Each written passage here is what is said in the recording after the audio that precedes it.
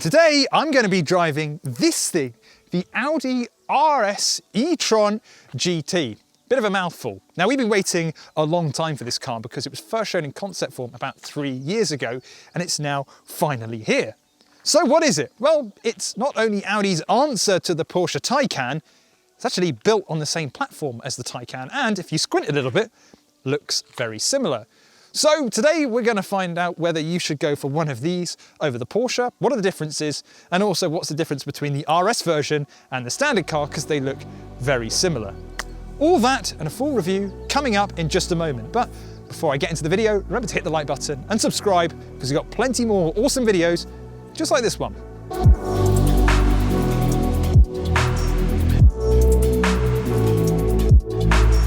Now, most RS models come with a wider body kit to make the car look more muscly and angrier.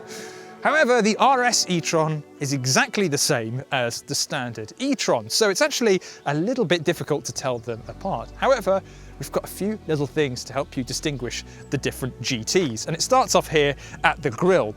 On the standard car, that is in gloss grey. On here, it's gloss black, although if you want to option it as the same colour as the body, you can do. Costs around about £300. Rest of the front end though, exactly the same as the standard e-tron GT. The base car has 20-inch wheels. We've got 21s as standard on the RS model. And the rest of the design back here is exactly the same as the base e-tron GT. However, the version we have here is the carbon black Vorsprung edition. That's the range topper. And with that, we have a bit of carbon fiber around here. Now, this is a little vent that channels air through the wheel well to improve aerodynamics. We've also got carbon up here as well. And this is a little bit different to the base RS. The standard RS has a panoramic roof, whereas on the carbon edition and also the Vorsprung, it is a carbon roof. Also got a bit of carbon down here along the skirts. And it's the same story at the back of the car. Yes, we have a diffuser at the back here, but you get exactly the same one on the standard e-tron GT. Although ours is a little bit different because it's got the carbon fiber finish, which you get on the Vorsprung and also the mid-range carbon edition. Of course, we've got the RS logo back here as well. You don't get that on the standard car. And we've also got a movable rear wing. That does come on the regular e-tron GT. But I think while we're back here, you can kind of see the lineage with the Taycan, particularly this rear 3/4 looks a lot like the electric Porsche. The RS e-tron GT has the quietest electric tailgate I've ever come across. And it opens up a decent boot space of 366 litres on the RS, which is the same as what you get on the Porsche Taycan. If you go for the standard model, you get a little bit more at 405 litres. It's not the biggest boot out there, but it's quite deep. So if you want to get some big suitcases in there, you can do. You just have to push them really quite far back. We've also got a little storage net here, and there's also a bigger one to keep things in place, along with 2 little storage compartments either side of the boot. And if that's not enough, you've also got just over 80 litres at the front of the car as well. That's right, the e-tron GT has a frunk. Now on the Taycan, you've got a little touch panel here that you just swipe your hand and the charging port opens up automatically. But on the RS e-tron GT in the standard car, you've got to do it manually. So you've got a fast charger on the left-hand side, and on the right-hand side, like the Porsche, you've got a home charger as well. But unlike the Porsche, you actually have 1 battery option to choose from instead of 2, and it's the larger version that you get on the Taycan at 84 usable kilowatt hours.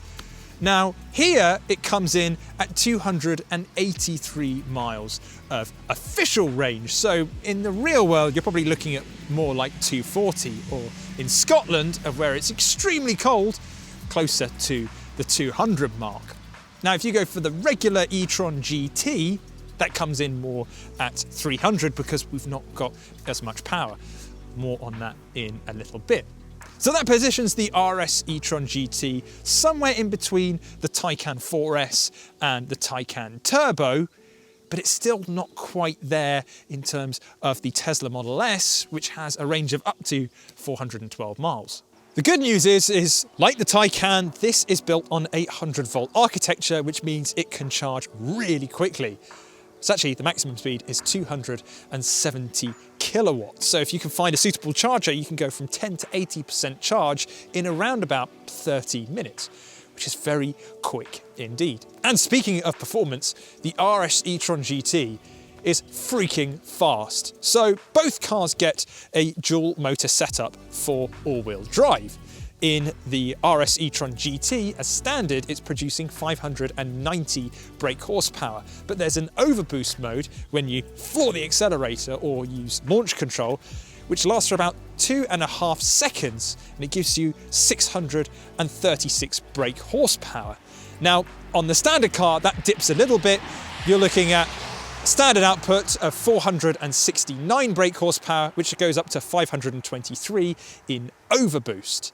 Now the RS goes from 0 to 62 in 3.3 seconds. The standard car is 4.1, which is very, very fast indeed. But those aren't the only performance upgrades. On the RS, we get carbon discs as standard, as well as sports dampers. And on both models, if you want to option it, you can also get rear wheel steering, which when you're turning around tight corners, the rear wheels will steer in an opposite direction to the front to give you a slightly tighter turning circle. And if you're going along a motorway, they'll steer in the same direction as the front wheels to give the car more stability.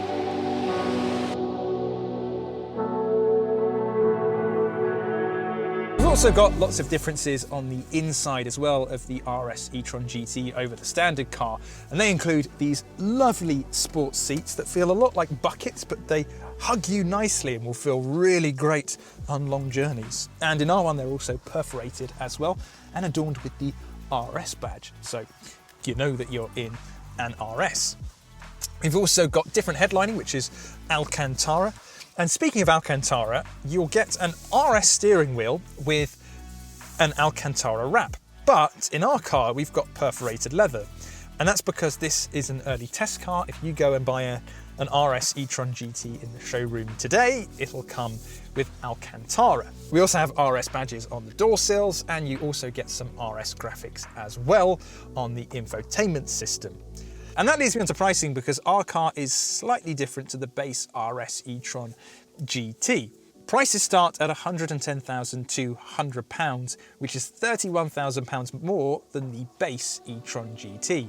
Then above that, you've got the Carbon Black Edition, which is just over £120,000.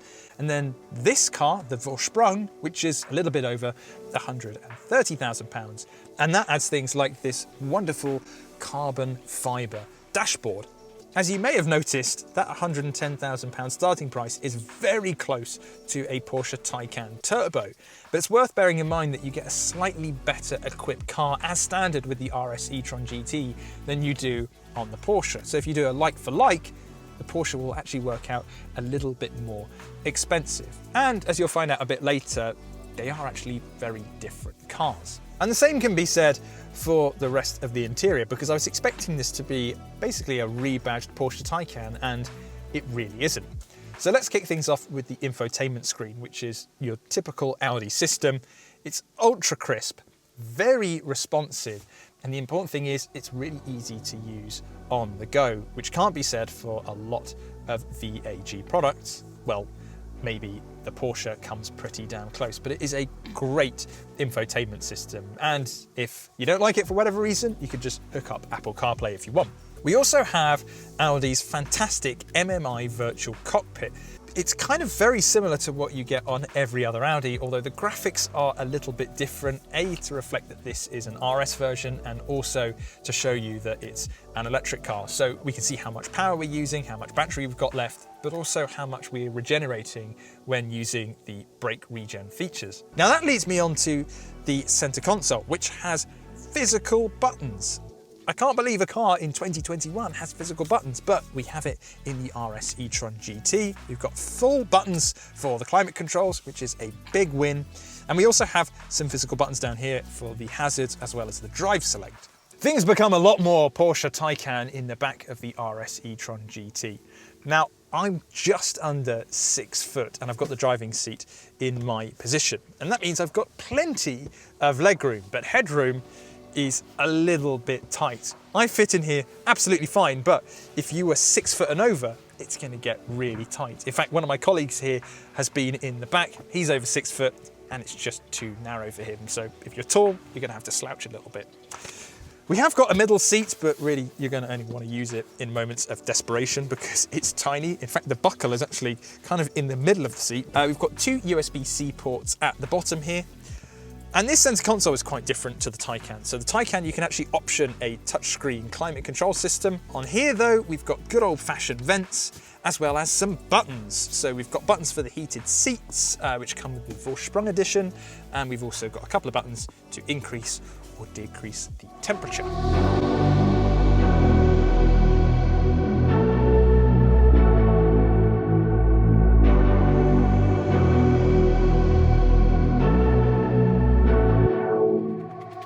I'm in the Scottish Highlands inside an electric sports Grand Tourer. Now this is the kind of place I would want to bring a manual 400 brake horsepower sports car, but I'm in something that is really the polar opposite of that. And is it just as fun to drive? So I'm going to start things off with the car in dynamic. What does this feel like as a performance car, and can I enjoy these gorgeous roads? And the answer is absolutely. This is a joyous car to drive in the Scottish Highlands, but it's different to a Porsche Taycan. What you'll notice first of all is the difference in the steering. It's just a little bit lighter and more Audi-like. And if you've not driven an Audi, that means that it just feels very, very sharp and responsive, but there's not a lot of weight to it. It's very light and a little bit on the vague side. The Porsche, meanwhile, is a bit more weighty and it's designed to make you feel as though you're in a sports car. What we have in the Audi, though, is a little bit more relaxed, a bit more suited to laid-back driving. And the same can be said for the suspension. In no way does it feel wallowy or make the car feel heavy, but it just has a more relaxed feeling to it. Doesn't feel as razor sharp and pointy as a Porsche Taycan. But that's by no means a bad thing, and that's what I've come to really realise when driving this e-tron GT, particularly this RS version, is that it feels different to a Taycan. I was really expecting it to feel like just a rebodied Porsche, but this does feel distinctly Audi, distinctly more relaxing. It is, though, when you want to get a move on, extremely fast, and that's not even with launch control. You just have this effortless performance all of the time. It's such a ridiculously fast car. In fact, I kind of feel like it's the perfect amount of power. I could probably still manage with the less powerful e-tron GT absolutely fine. But the way it delivers its power means that, at least on these open roads in northern Scotland, can really let the car rip. I was going to say sing, but I don't think electric cars do sing. This RS e-tron GT actually has a sound generator, which makes it sound a little bit more menacing, a little bit deeper. Driving through town, I've got it in comfort mode, and this, I think, is where it starts to feel really different compared to the Porsche Taycan. We're absorbing bumps just a little bit better than the Porsche, and it's also quieter. We don't currently have the electric sound generator going on in the background, so it really is a very smooth and quiet experience. Just what you'd want from a GT. But now we're coming to the other end of the town, and I'm going to put it back into dynamic and floor it. Whoa! Yes, this is very, very fast. Let's talk about the range. 283 miles official. We set off this morning with around 240 miles in the tank. but it is a very cold day and I've got 115 miles left and I've not covered 120 odd miles today. I've probably covered 60 to 70. There are, however, 2 gears, and that's quite unusual because an electric car most only have 1. Now, in most driving modes, you'll be in 2nd gear, even when you're pulling away from a standstill. First is only used when you're in dynamic and you're doing launches to give you that really snappy acceleration. It's the same system that you get on the Porsche Taycan. I also like the optional rear wheel steering that we've got in this car because it really shrinks the car's wheelbase and makes it feel a lot more nimble. So if you're having to do a quick turn in the road, it doesn't feel like you're moving about a big saloon car. It feels a lot smaller than it actually is. So what do I like about the e-tron GT? I like that it feels like a different car to the Taycan. It feels like a GT rather than a proper performance model, although it is still incredibly quick.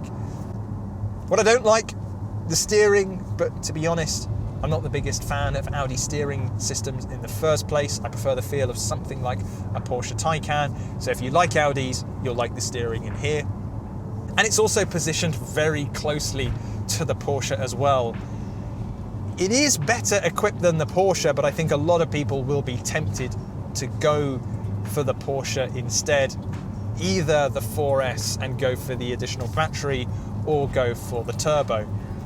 You do, however, get a slightly better equipped car with the RS e-tron GT, and it is a distinctly different car as well. If you want an electric sports car, you go for a Porsche Taycan. If you want a GT, a Grand Tourer, a cruiser, go for the RS e-tron GT. And you won't be disappointed, although you might have a harder time choosing between the e-tron GT and the RS e-tron GT. Not sure which one I'd go for. RS.